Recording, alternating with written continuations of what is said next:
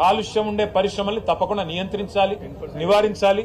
వాటిని కావాలంటే మీరు గ్రీన్ ఇండస్ట్రీ కింద మార్చండి, ఎవరికి అభ్యంతరం లేదు. ఎందుకంటే ఇక్కడ కార్మికుడికి లాభం, అటు పరిశ్రమకి లాభం అల్టిమేట్ గా ఇచ్చిన మరి ఉద్దేశం అది. కానీ ప్రభుత్వం ఏమంటున్నది, ఈ 9,300 ఎకరాలు అది కూడా ఎంత ధరకి? ఇక్కడ మార్కెట్ ధర లక్షన్నర ఉంది గజం, అంటే ఎకరం 50 నుంచి 75 కోట్లు ఉంది. కానీ ప్రభుత్వం ఏమంటుంది, రిజిస్ట్రేషన్ ధర 12,000 ఉంది. ఇక్కడ మీరు 4,000 కడితే చాలు, 4,000 రూపాయలు కడితే చాలు గజం, అంటే ఎకరానికి 1,60,00,000 ఇది అవుతుంది అనుకుంటా.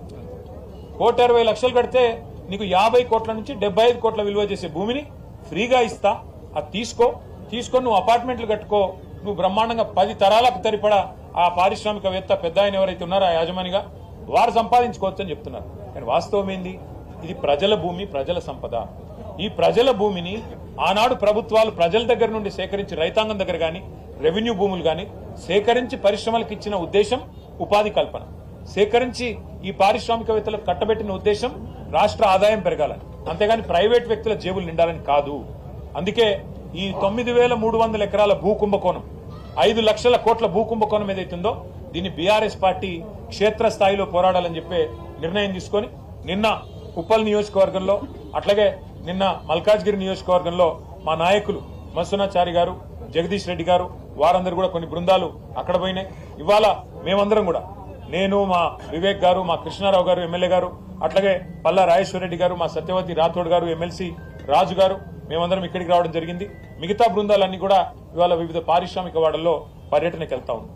నేను ఈ ప్రభుత్వానికి చెప్పేది ఒకటే, మీరు ఈ 5 లక్షల కోట్ల ప్రభుత్వ ఆస్తి, ప్రజల ఆస్తి, ప్రభుత్వ ఆస్తి అంటే ప్రజల ఆస్తి, దీన్ని సరైన పద్ధతిలో వినియోగించండి. పేదలకు ఇల్లు కట్టివ్వండి, మేము వ్యతిరేకం కాదు. ఈ భూములు వెనక్కి తీసుకోండి, కావాలంటే 50%, 60% వెనక్కి తీసుకోండి. గ్రీన్ ఇండస్ట్రీలు పెట్టండి, మేము వ్యతిరేకించట్లేదు. అట్లాగే ఐటీ పార్కులు పెట్టండి, మేము వ్యతిరేకించట్లేదు.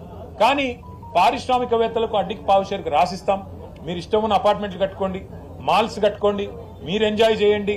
ప్రజల సొమ్మును మీరు అత్త సొమ్ము అల్లుడు దానం అన్నట్టు మేము దానం చేస్తాము, మీరు అమ్ముకోండి, ఇష్టం ఉన్నట్టు చేసుకోండి అంటే బీఆర్ఎస్ చూస్తూ ఊరుకోదు. నేను పారిశ్రామికవేత్తలు కూడా చెప్తా ఉన్నా, మీరు ఈ ప్రభుత్వం ఇచ్చే ఆషాఢపు సేల్ ఆఫర్ లాంటి ఆఫర్లు తీసుకొని మీరు 4 డబ్బులు కట్టి ఇది మాది అయిపోతుంది అని మీరు అనుకుంటే మీరు పప్పులో కాలేస్తున్నారు. ఖచ్చితంగా మళ్లీ వచ్చేది బీఆర్ఎస్ ప్రభుత్వమే. మేము ఈ HILTP అనే పాలసీ ఏదైతే ఉందో దీన్ని ఖచ్చితంగా రద్దు చేస్తాం. ఇవాళ ఎవరైనా డబ్బులు పెడితే మీరు నష్టపోతారు.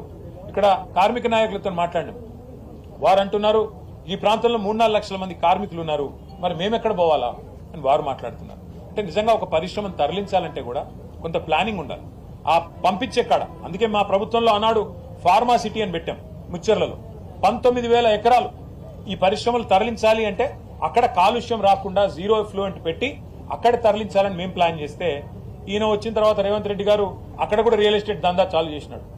ఫ్యూచర్ సిటీ పేరిట అక్కడ రియల్ ఎస్టేట్ దందా, ఇక్కడ HILTP పేరిట ఇక్కడ రియల్ ఎస్టేట్ దందా. ఈయనకు తెలిసింది రియల్ ఎస్టేట్ బ్రోకరిజం తప్ప ఇంకొకటి ఏది తెలియదు. పరిశ్రమలు తెచ్చేది తెలియదు, ఉపాధి కల్పించేది తెలియదు, భూములు అమ్మడం తెలుసు. ఇవాళ మన కుకట్పల్లి కుత్బుల్లాపూర్ లో హౌసింగ్ బోర్డు ల్యాండ్లు అమ్ముతా ఉన్నారు. హౌసింగ్ బోర్డు ల్యాండ్లు ఎందుకు? పేదవాళ్ళకి ఇచ్చేదానికి పెట్టినారు, పేదవాళ్ళకి ఇల్లు కట్టించేదానికి. వాటిని అమ్ముతున్నాడు. రోజు చూస్తే ఇవాళ పేపర్లు చూడండి, కోకాపేటలో ఎకరం 130 కోట్లకు పోయిందని చెప్పి ప్రభుత్వం గొప్పగా రాయించుకుంది. మరి 130 కోట్లు కోకాపేటలో ఎట్లుంటది?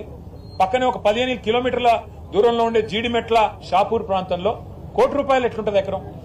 ఇది ఎక్కడ న్యాయం?